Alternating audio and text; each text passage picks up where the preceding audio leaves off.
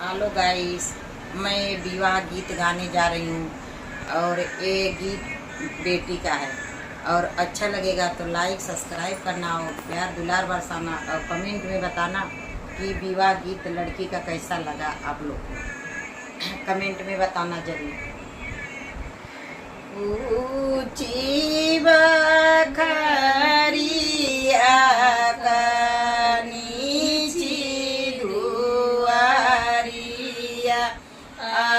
जलमा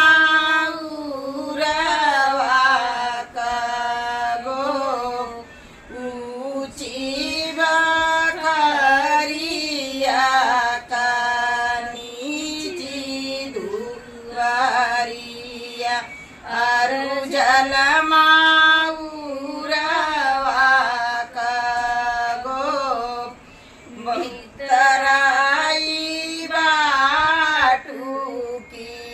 बहारे धानिया लोक तुमा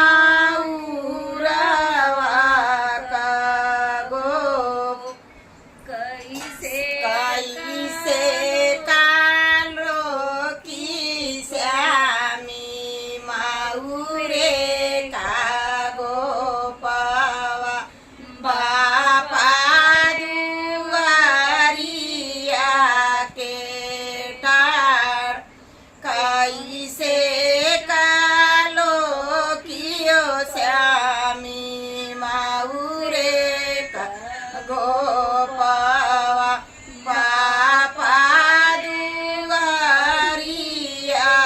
के ठार एतनी लाजा दूर जावा राहु मोरी दा